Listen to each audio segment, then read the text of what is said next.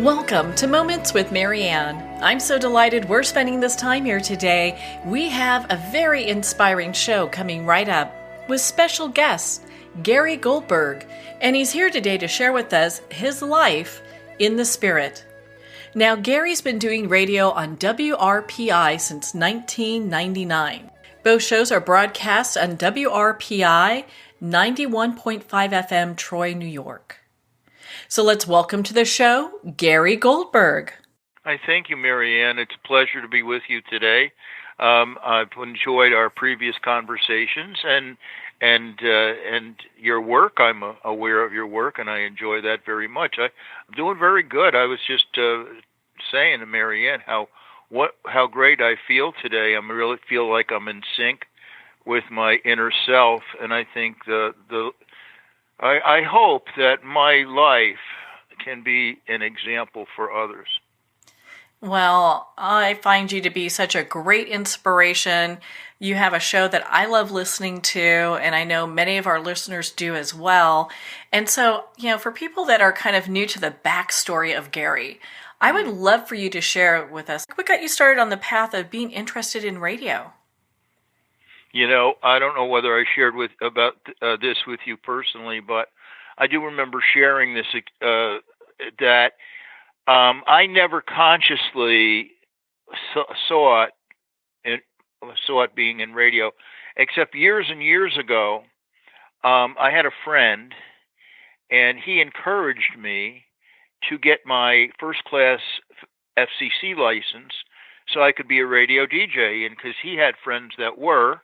And we used to visit these friends in different radio stations, but it was the AM type of talk radio.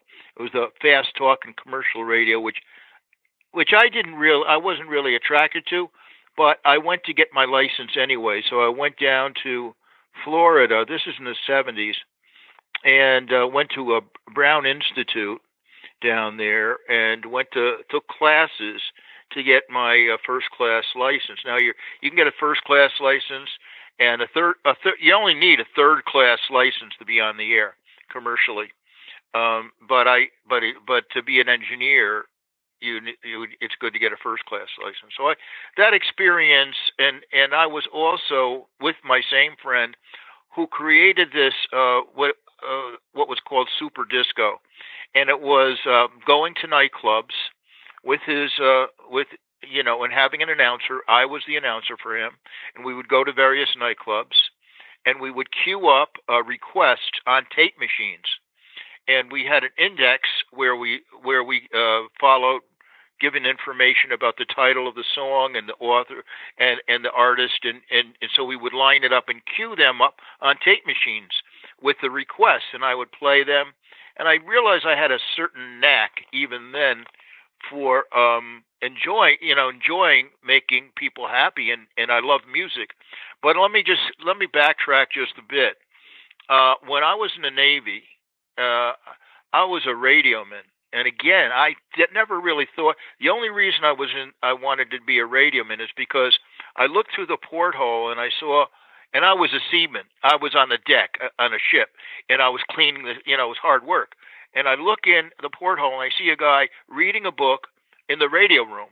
It's a top secret place, but he had the window open, and he had his feet up, and he was reading a book. I go.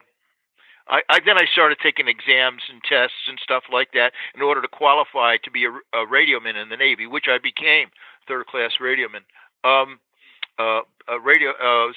petty officer. But it was so, and then I got my foot in the door there. I mean, an interest in radio, and then when I got out, I was offered a job as a radio operator for Albany County Civil Defense. So again, I find myself in the world of radio, and then later on, I met my friend, and I started to do this work with him. And but I thought I was going to get a job in radio back then in the 70s, but nothing materialized in that regard. I never got a radio job then. But so I get a job working for the post office, and and then after a while, after a series of small jobs, I got a job at the post office. So and that was back in about 81, something like that. And so okay, but I just want to add that the post office is about communication. So I've always, sending mail, and so I was a radio. I was also a radio operator in the Navy. So I went to. You had to go to school to learn Morse code and all that. So I learned to send messages to ships and route messages to the captain and the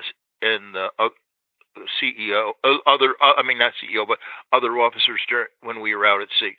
So, but when I was in the post office, it was back after about a number of years.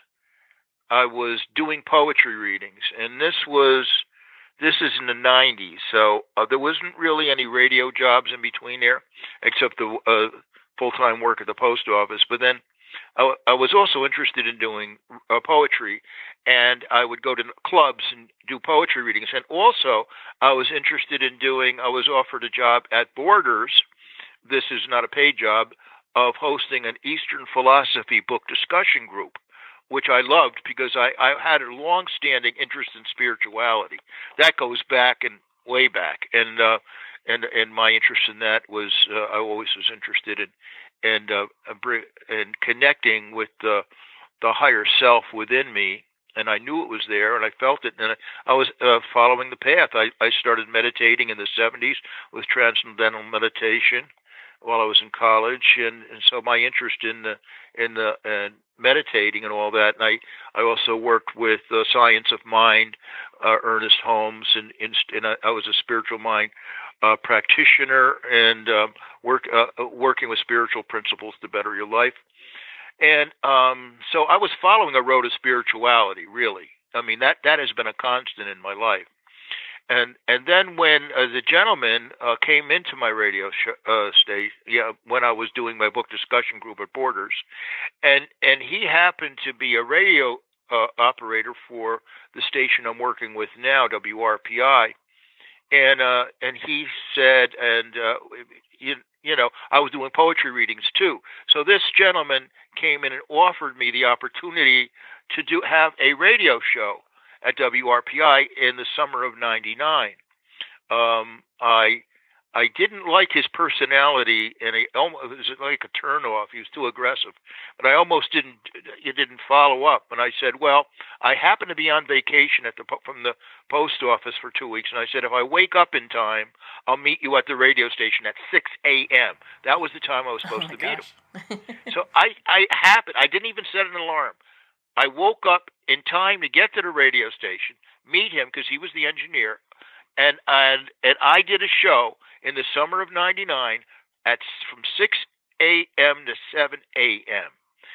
But that got my foot in the door, and I started going out for getting interviews. And I remember I had a little tape recorder, and I would go to there was a spiritual place called, still there, the Abode of the Message, which was about Sufism. And so I developed an interest in Sufism through my interaction and communication and interviews with the people that would come to this place, the Abode of the Message, which wasn't too far from where I lived. I developed an interest in Sufism, and so I started getting a number of interviews from them. But I also developed around that time an interest in Buddhism. So I started interviewing Buddhists and Tulkus and Rinpoches, and I started getting into the door in the Buddhist realm too. So I was into this Sufism and also Buddhism, but I also had an interest in chanting, or what is called kirtan, Kirtan. I can't remember exactly when this started, but I was over at Borders, and I saw a poster for a guy with a guitar doing kirtan and offering it. And so my interest, I was doing radio at the time. I started, like I say, in the summer of '99, But I started taking an interest in this kirtan, and I started to go. This guy would come around like once a month, and I would go to every one. And then I became friends with this guy, and he travel around, and I sometimes would go to some of these events that and I started developing more and more of an interest in interviewing. Now I had the Inner Spirit radio show going, and I had developed my over the years. It moved from 6 a.m. to that summer of '99, from 6 a.m. to 7 a.m. I started getting more hours. I started getting in better position. People would come, people would go. I would keep on applying. Somebody, it was an opening, I'd apply for that opening. If I knew I could get more hours, I'd enlarge my hours until I had actually, at the peak, I had 2 5-hour shows.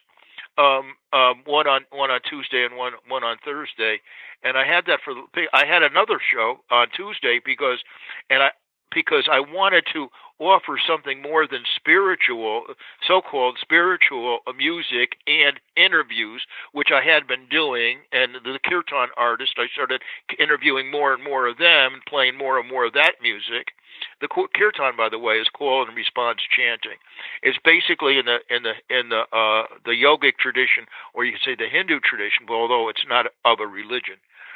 But it has a great, beautiful effect. It had a beautiful effect on me because the friend that I started to go see at these centers, who turned me on to kirtan, I started getting the experience and it was a lovely experience. It was very. I realized it was going from the head to the heart, that I felt freer and freer. So I started. I moved away from the Sufism. I moved away from the Buddhism.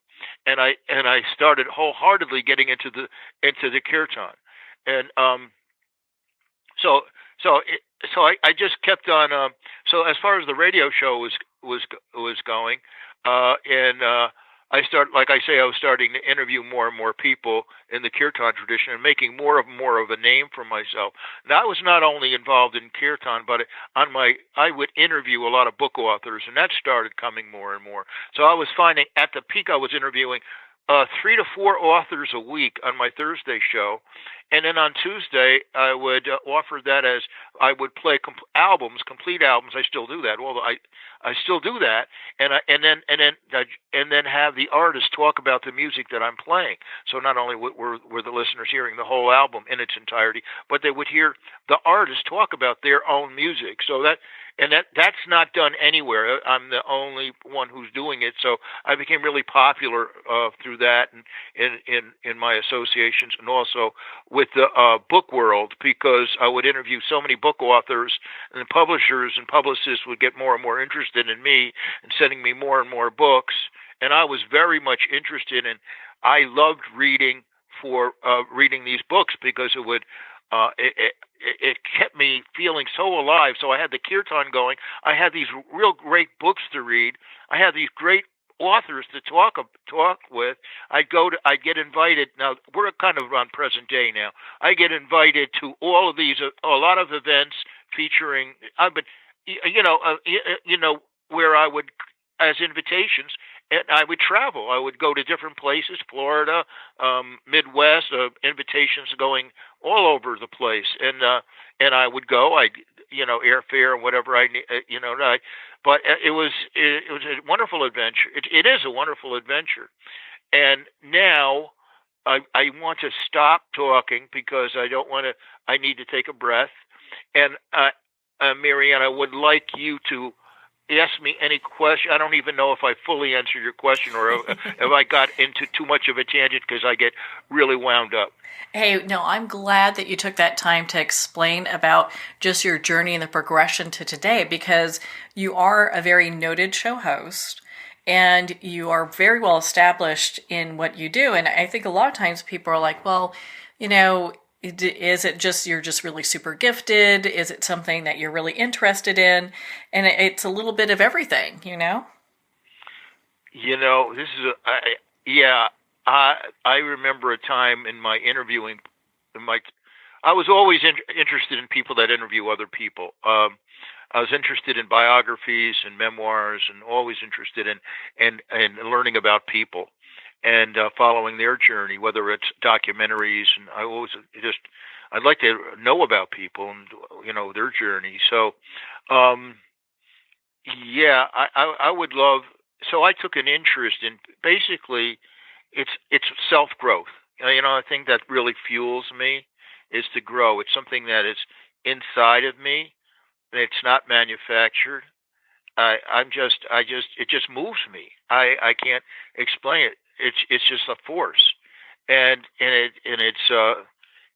wants me. This force, it just wants me to just keep on opening doors. Um, and this is not just for me because it doesn't work that well. It doesn't work entirely. It works well. I mean, I learn.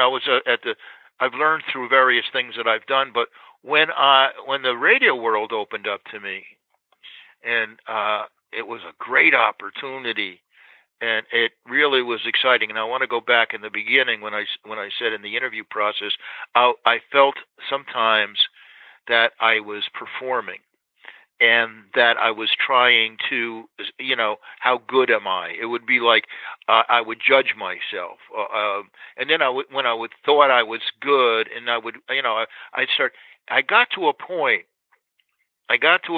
Where I let that go, and thank God it went, because then my interview style, and I think this is why a lot of people, why everybody, I guarantee them a good time. I guarantee anybody who comes on my show a good time, bar none, because I know it's going to happen. They can just let go. They can be themselves, and we can hang out. And I think it's like almost like a fireside chat. My style now, and has been for a while, is first of all, I'm very interested in these people. These people that come on my show, I read their material very, very deeply. I take hours on each guest in preparation, but I don't. It's not like I have prepared questions to ask, but I have the interest, and then I just introduce them on the air, and then we take off, and I don't even know how we're going to begin, even at the beginning.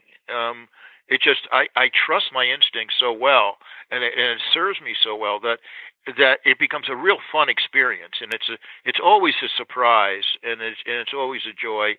And I've interviewed hundreds and hundreds of people over the years. There are people that I have that come back again and again because we have such a good time on the air, and and it's exciting to have them back, that we have repeated guests. And so I do have repeated guests, which I enjoy them very much. We have some really, really wonderful people that I interview, and Marianne, as far as I see it, I make no distinctions between the people that I have on the show and friends. I mean, if you we're friends, and anybody that I know that I do work with, I consider a friend. I say work, but it's more like play. But we have a job to do, and I know that, and to do it well. And I want to do it as the very best, and it requires. And also, I also want to share. I'm deeply involved in my own spiritual evolvement, and through meditation, and even at home when chanting and stuff. So and also in dialogue. It's very. I find talking on the radio is part of my process, my growth. And my friends that I talk with as well. Okay, I guess now you take over. That's too funny. Well, I get it, because it is this very organic discussion that takes place, and so it's just a nice flow that happens when you are choosing either musicians or authors to be on your show. How do you go through the process of deciding who's the one that you're going to go with? Because I know you're really guided spiritually in many ways. Yeah, it's an interesting question, because I never know who I'm going to go with. I just recently, there's an artist that I had on the show. I interview a lot of musicians too, kirtan musicians, spiritual the people that sing music, sacred music, and very good they're world known. I get the very best because I want the very best on my show. When I say the very best, I don't mean popularity so much, but I mean what they do. I really honor what they do when they share it with so many people and are well known. I like that. But even people that are not well known, that's okay. What is what helps me to decide who's going to be on the show is how moved I am by them and their music. So this one artist, I interviewed her before, and I loved her music, and I enjoyed it. And then she came out with a recent album, and it didn't click with me. And I had her on the show for every album that she released, except for this recent one. And I didn't know, it just didn't click with it, with this music. And so I started hearing it one day. I get a lot of music, so I play a lot of music on my show, and there's obviously some albums that are not going to be played. I try to honor as much music as I can from many artists, but there's some people that they don't. Sometimes I have them on for a while, and then I go to other people. But I tried, if I really like them, I like to have them consistently from time to time on the show, their music. But this artist, and then I started hearing her music. And I realized it's not like her other music.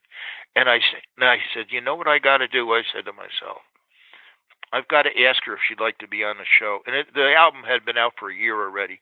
Usually when these new albums come out, I have them on right away. I says, I got to contact her. And I got in contact with her representative. And I said, and then she came back. And I know her, that she had a half an hour to talk.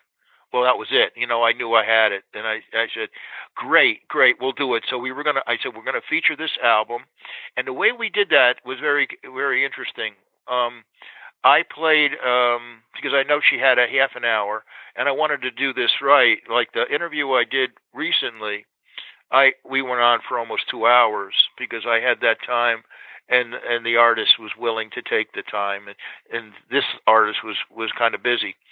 So I said, okay, we have half an hour, but I really wanted to get her album, so I played it. I played it for a while, and the time for about a half an hour. Then she called in, and we had a great conversation for about half an hour, maybe a little bit more. And then I finished the album off after. So each artist I just deal with differently. Mostly the artists are there for the whole album right through, but this turned out terrifically, and I was very, very happy about the way it turned out. I was very happy to connect with her, and it was funny because I was having a little disconnect with her for a while, and I felt like, and then I saw her recently at a festival, and we reconnected, and she said something, and I realized we are connected. She says, I really appreciate what you do in getting all these artists on the show, and sometimes I'm looking for acknowledgement, and I'm not sure the artist, that it's important for me to know that the artist is acknowledging what I'm doing. And I got that. Well, on that note, we're going to pause here for a quick break. We've been speaking with Gary Goldberg in regards to his life in the spirit. You've been listening to Moments with Marianne. We'll be right back after these messages.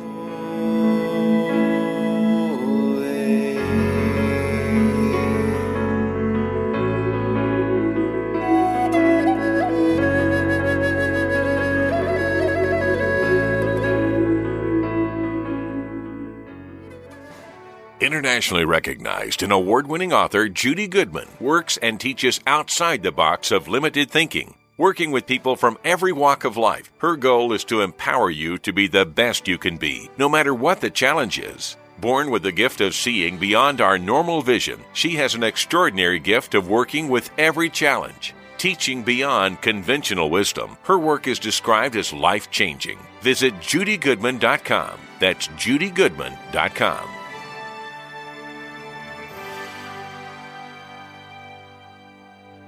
There comes a moment when you realize you're somewhere special, When you discover that each beautiful creature that you see has been rescued from a life of absolute horror and brought to this incredibly free place, here's where their lives were forever changed and where yours will as well. Discover over 500 tigers, bears, and lions at the brand new visitor center at the Wild Animal Sanctuary just outside Denver. For more information, visit wildanimalsanctuary.org. Discover true freedom at the Wild Animal Sanctuary. There are nearly 2 million Americans living with amputation. Many live right here in San Antonio. Becoming an amputee can be scary, frustrating, isolating, but there's no reason to feel alone. The San Antonio Amputee Foundation is here to help support you and guide you toward resources such as home and car modifications and even prosthetic limbs. For more information or to make a donation, visit saamputee.org. We'll help you live a full, active life, one step at a time. San Antonio Amputee Foundation, healing limbs, hearts, and souls. If not me, then who? This ethos is driving the Travis Manion Foundation to empower veterans and families of fallen heroes to develop character in future generations. In 2007, Marine First Lieutenant Travis Manion was killed in Iraq while saving his wounded teammates. Travis's legacy lives on in the 5 words he spoke before leaving for his final deployment. If not me, then who? Guided by this mantra, veterans continue their service, developing strong relationships in the community and thrive in their post-military lives. Visit TravisManion.org and ensure the character of our nation's heroes lives on in the next generation. If not me, then who?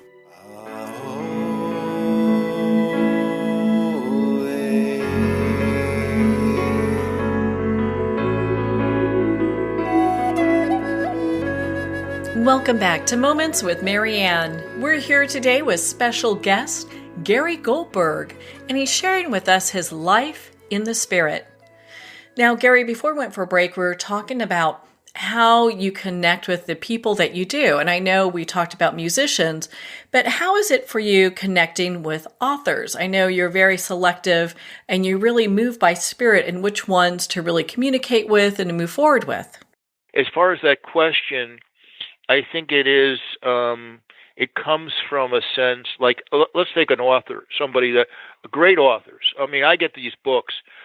Choosing a book, here's a good one. Choosing a book to read for my show. I might not even know the author, but I like the book, I like the material, I like the subject. And then I get a lot of books in the mail, and I don't call to get them all interviewed, but the ones that hit me, I do. So for the most part, as far as authors concerned, I don't search out the authors. There's enough publicists that are pitching me that I got a lot to choose from there. So I must say I've been very, very fortunate to have these incredible people on my show every week, and it's been going on. I've been celebrating my 20th year from '99 to 2019 this year, and I just consider myself very fortunate, and I'm happy to be able to continue doing it, What are some of the things that inspire you on your spiritual journey? I know you talked about music being an important piece. What else inspires you? I think there's something inside of me. It won't let me go. It just won't let me go, and I don't know what it is exactly, but it can. I inspire myself. There's some. I inspire myself, but I can tell you what I'm drawn to. Mm-hmm. I'm drawn to. I'm drawn to the sense of quiet, peace within me that I feel is inherent in everything. That whatever we say seems like a noisy world, but if you take everything away, you have nothing. Everything is created. Everything is created. It came out of something. This is not. It's not. It's a material thing that exists only for a time. But what about when that didn't happen? What created that? And what created everything else? If you go all the way down the line, everything was created out of something until you get to the point where did creation come from? And then that's startling to me. It's that, wow, so I'm kind of blown away by just life and being alive. And I have to say that I've had, maybe with a number of other people, some health situations that I think were part of this process of becoming more of who I am, and I think I think and I think that I've been fortunate to have these health situations that I had to deal with, so that I think it helped to ground me, really, and to know that life is here for a while, and we're visitors. I feel like a visitor here, and I feel like I'm enjoying my visit. I don't know when it's going to end, but I'm moved to know what goes on after this.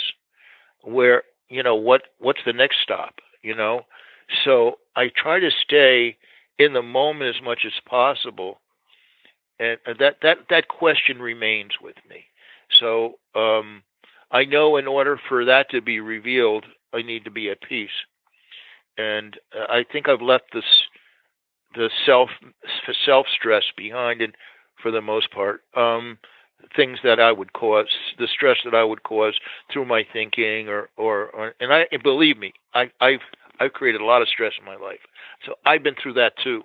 But I'm in a good place right now, Marianne, and it's not, I don't, but it's not coming out of knowing, it's coming out of not knowing. It's almost like the mystery, embracing the mystery. And I think all these guests, the books I'm reading, these people also have this sense of it too, because that's what I'm drawn to. The people that the question mark is open, that the answers are all temporary too. They're good, and they help you in living, and they help you to grow, be more of who you are. But there's something more beyond that, and I think that. But I see these wonderful authors who they take all this time in their practice and in their work, and so while we're here, let's make the best of it. And I think that this is what I'm gravitated toward. Those people that are mature that way. They realize that this is it's a temporary, but it's glorious too. So, did I answer your question? You sure did. And, it's interesting, Gary. I kind of agree with you, because when I'm interviewing people as well, I'm always looking for that positive message, that the information that I might not know about, because it is an education of a lifetime, This is it. I feel like this is a good point, Marianne, because I feel like school. I'm still going to school, except I'm creating my curriculum. Oh, I get that. I get that. Yeah, and you are too. Mm-hmm. And that's great. And when I went to all the grade school and high school and college, and picking the curriculum and learning a new learning this and learning that and going to classes, I kind of enjoyed that. I always enjoyed the process of learning. But I really enjoy that I'm creating my own learning. I talk with people, and I'm surprised. One of my best friends, she said just recently, I picked out a book I'm reading now, because I tell people about what I'm doing. I'm reading this, I'm reading that. And she goes, I haven't, and I read it before. And then I realized, wow, I'm in such a, she goes, I'm realizing that she's not really reading that much. She does her own work and practice, and she's a singer and a songwriter, but she's not like books. This is a good subject. Books. I think they're so important. Whether you're reading on Kindle or you're reading.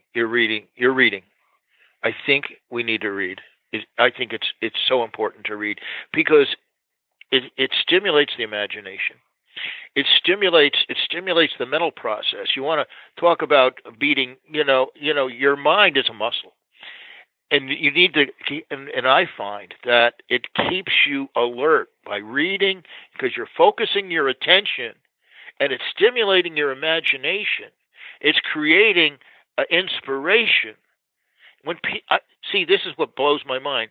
People, and I know a lot of people that don't pick up a book or read anything. How how do you go on living a life like that? I mean, I don't get it. Yeah, I agree with you. It Because feels you like miss you're living out. in ignorance. What? You just totally miss out because there's other perspectives and points of Yeah, view that you yeah, would yeah. ever, you'd probably otherwise never even come across.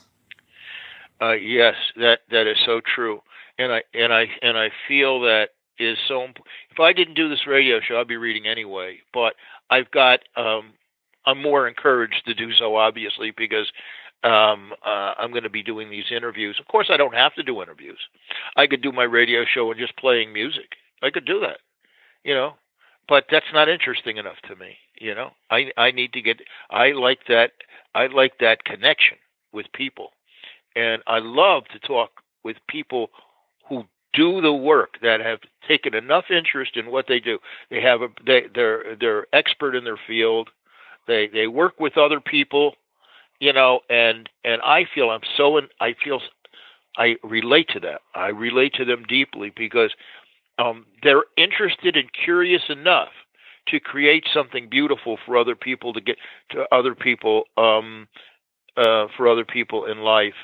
And it's just elevating to the consciousness of those people, and I think, and energetically, it helps to raise the vibration of the people in the world. These are the people that are my heroes. These people that write these books are my heroes. These people that create these wonderful albums and go out and play in front of people this great music, what I call kirtan.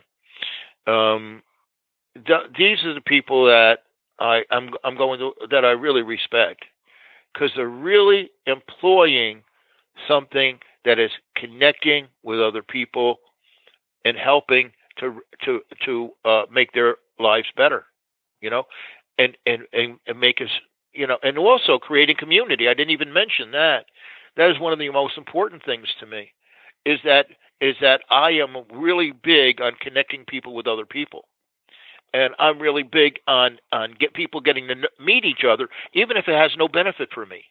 I don't care, because what makes me feel good is seeing people helped, and I know I'm creating that with my show, but I see it in person too wherever I go. So, but I never feel, Marianne, that I've done enough. I just feel like, oh, okay, I'm just encouraged to continue on. I think that's a great place to be in, because when we get to this place where we feel not content, but like complacent in a while, it's like, then things can get a little boring. And, education that we have by listening to these different authors and enjoying the music and, doing our spiritual advancement is really, I think, where it's all at. I've been very blessed. I'm very grateful to be in a position where that is true for me, and yeah. I mean, I don't want to put myself on a pedestal here either, because like in my personal life, I'm still working on stuff, and like I have a tendency to be not throw anything away, so my apartment gets to be smaller and smaller because I got less space to look at carpet, and more, I'm getting these books and CDs, and so, but as I mentioned with you in the beginning, before we got on the air, I used to consider this like being a clutter addict, or the food I would eat, just snacking, and I get, and so my diet has always been the best. But I'm feeling better because I'm feeling all that is going to be. I'm feeling that it's being taken care of. Now I'm not panicking so much that my personal life is getting out of control. I'm feeling more peace because I'm seeing the signs. It's happening. Just like I said, I picked up a whole big box of papers before we talked today, and it had all kinds of different things in there I hadn't looked at. I just threw in this box, and some of it is really important, and so I'm going through them and separating one by little by little by little. A lot of stuff got thrown away, but I'm feeling this sense within me to really that I'm not alone. I feel like there's something with me that's helping me, directing me and what to do, not to be discouraged. Stay as much in the moment as I can. That doesn't mean I can't enjoy everything I do. I do a lot. If I like something, I do it a lot. And it's like so I have a tendency to get over involved in a lot of stuff. So, but it's a process, and I think this is life, and I think we're all in this together, and and we can all help each other. But I think it really is. I think we have this inner guidance within us, and that we can tap into, and if and I feel that when it's clicking, man, it's great, because I think you can live a life, being guided internally. I'm not a young man anymore, but I feel like I'm not going to have a whole lot of years ahead. But I know that way I feel right now. I'm living forever in this moment. I don't feel like a limitation. Isn't that weird?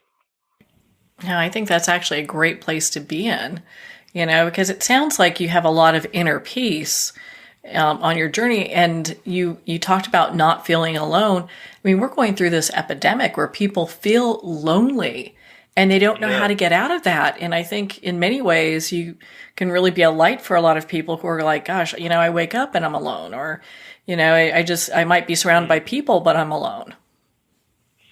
I've had to go through this feeling of aloneness, and it's been a struggle in a way, because I live by myself. So I've had to deal with that, and I'm not saying it doesn't affect me.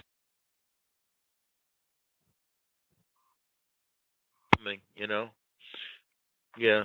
Yeah. I mean, but it's nice to hear that you've gotten to this place of some inner peace, and I think for a lot of people, they can go, you know what, maybe I need to really kind of dive into my own spiritual path or my spirituality, either through books and music or one or the other, and just see where it takes me. I think it's good. I think it's good to do that.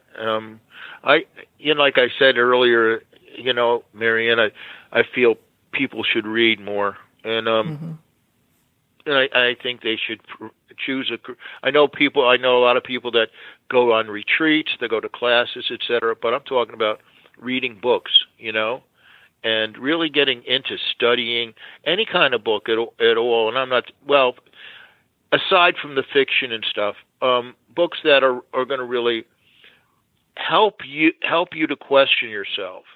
Don't take that. Help you to grow as a person. We have the tools within us.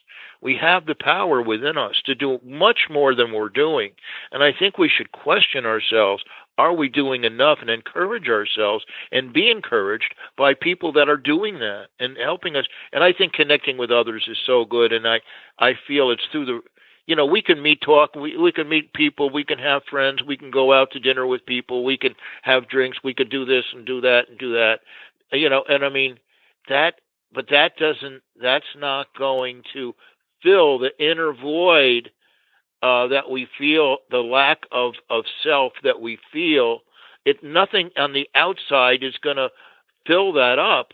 But I think that if you connect with the book, and I keep on coming back to this because books have been so good to me, I mean, reading these books, and it's not just the books, it's the words that I'm reading. I mean, I'm underlying and I'm getting these aha moments, and I'm like, wow, this is so good. Wow, right on, And then I get on the show with the person, and I'm just so excited to talk with them, because what I've discovered through the reading, and that's why we do great interviews, because I'm a big fan of theirs. Well, Dino, and that makes it so that people are going beyond the book when those kind of discussions happen. They're not stuck, kind of just like, because a lot of times when we get a book, there are a lot of questions that people have that expand beyond what's available in the book. Right. Yeah. It stimulates other questions, it helps to stimulate. It has to help you. It brings to mind thoughts. It brings about uh, what you need to hear. Maybe it something that has been buried deep within you that is brought out in the open.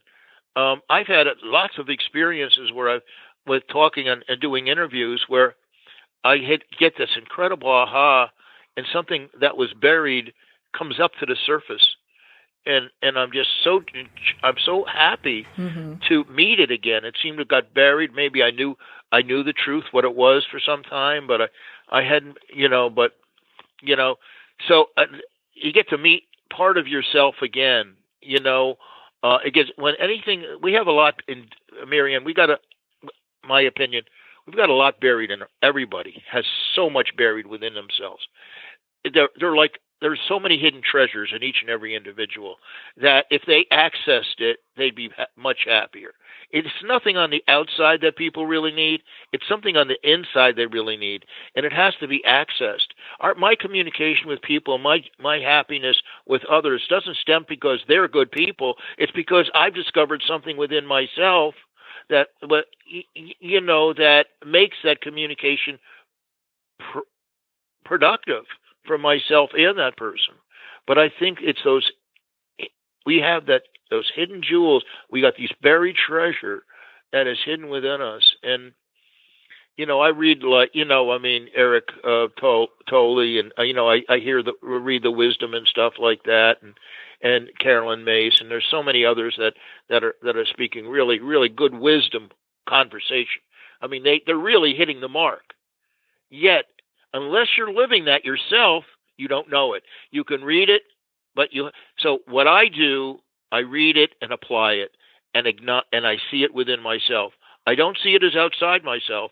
So those people that I'm reading, those books, I don't see it as something outside of myself. It's all in me. Everything is all in me, and it gets accessed when it gets recognized. Isn't that the truth? And, I get that because there are times when I'm talking, like the discussion we're having, it's bringing up things in me going, I need to investigate this and look into this. And when we're willing to be open in a conversation, that's, I think, when the miracles start to happen. Really, the miracles do happen, and it doesn't happen in every conversation. But I think it happens in those conversations where the intention is for discovery, is to learn. There's a lot of conversation people are having that is just taking up space, just so people don't feel so lonely. But when you have when you have these kind of conversations that you and I are having right now, that opens doors, Yeah, that can be like game changers in a person's life without really even knowing what's going on, but just having that curiosity to investigate it is where everything happens. I love what you just said. Curiosity to investigate. That's it. Curiosity to investigate. That to me is everything, because I must have that curiosity to investigate, because I wouldn't be doing what I'm doing if I didn't, right? Ain't that the truth, right? But I'm glad that you are, because I listen to your show when I go for walks and just take time out, and it's nice to be able to have these moments that we could give our soul kind of like this little vacation and kind of touch in to see where do we need to explore these parts of us that maybe we're not really, wanting to. Or we wanting to, we may have resistance to it. But when we see other people doing it, or we can do it, we get the confidence, right? Build up the confidence. I'm going to say that, for the longest time, I had so much lack of confidence in myself. When I was in fact, I had so much lack of confidence in myself that I couldn't socialize. I was a fear of socialization in school in the early years, that I would eat my lunch in a bathroom stall. Aww. Because I was afraid to eat with other people, because I had such a lack of confidence in myself that I couldn't. And now I'm so removed from that, but I feel sorry for that guy that was me, that felt like so scared to interact. Isn't that crazy? I was that way, and now I'm here. Well, I think it says a lot about just the human spirit and your soul, of course, within itself, because we look at this journey that we all have to take, and all of us have points where we have insecurities or doubts, or we're not quite at this place where we feel fully confident. And, I think for a lot of people, I go, gosh, Gary went through that. I'm having problems maybe speaking in groups or attending meetings and being heard. So I think it gives a lot of people hope. Yeah. I had so many hang-ups when I grew up, so many fears. And I grew up in a somewhat, like many people, dysfunctional family when I think about it. And so I wasn't fed with a silver spoon in my mouth, but I am so grateful for everything in my life, and I'm grateful for all of my experiences. Because Marianne, I don't think there's a bad experience. I think it's how we label them, because they help us learn. As hard as it may be, they help us, and it's the way we use those experiences to help us wake up. Yeah, they can either be challenges or opportunities for growth, depending on how we want to perceive things. And believe me, I mean, there have been many times where all I could see was a challenge, but looking back, I was like, wow, I learned so much going through that. Yeah, I'm still learning, and I feel like I'm still growing. And I can see where I've grown even in a year's length of time from where I am today. I mean, I'm growing so fast right now. It's like accelerated growth. It's accelerating. It's crazy, but it's like I'm in a fast lane.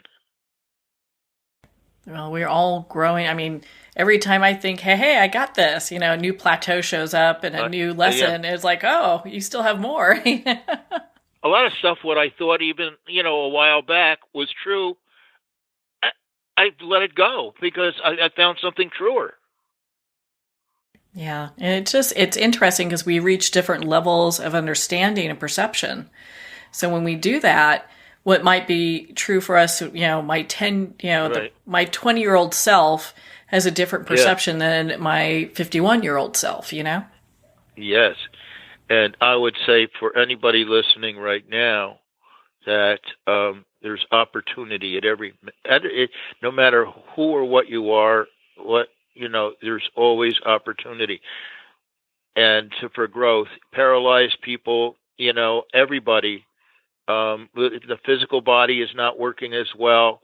You compensate for that, in other ways. And I think the spiritual thinking, seeing yourself as a whole person spiritually, all our bodies are going to fail at some point, but if we can see ourselves as a whole being spiritually, that encompasses all the physical reality and more, and know that we can never fully know everything in this life, but we continue to push the boundaries no matter what our situation is, My goodness, Gary. I mean, we could talk for hours. I just love spending time with you. I think you're one of the most amazing people we have on this planet. Where can our listeners connect with you and learn more about the work you do, and also where they can listen to your show? Oh, I love that. People can hear me on WRPI.org. The shows are streamed live. They can hear me all over the world on that. It's based in Troy, New York, at the Rensselaer Polytechnic Institute. It's a student-run station, WRPI 91.5 FM from Troy, so you can hear it on the radio and a certain circumference from the radio station, and like I say, it's streamed live. And I say student run, and I so honor all the students that they do a great job in keeping this radio station alive. And so I really feel very lucky to be amongst all these beautiful young people too. They're young people. They're thinking younger. They're intelligent. And so, I mean, I'm really happy to be part of the station. Okay, WRPI.org. As far as connecting with me personally, I can give you my email address, which is in the spirit 2424 at yahoo.com. I check my emails all the time. I'd be happy to hear from anybody that wants to ask any questions whatsoever about what I do or anything whatsoever. I'm always willing and happy to help anybody. That's in the spirit 2424 at yahoo.com, WRPI.org. Yeah. Well, Gary, thank you so much for taking the time to be on the show with us here today. Well, Marianne, it's a real pleasure. I'm sitting here in this room surrounded by candles lit, and I love lights. I got a couple aquariums here lit up, so I love the space that I'm in, and this is just the perfect place to be able to talk with you today, and so thank you for giving me the opportunity to share my experiences in my life with people. Well, thank you, Gary. It's been such an honor to spend this time with you and to talk about not only your life, but your shows, including In the Spirit. Well, we're at the end of our time today. I would like to thank everyone for tuning in. You're listening to Moments with Marianne. And remember, make every moment count.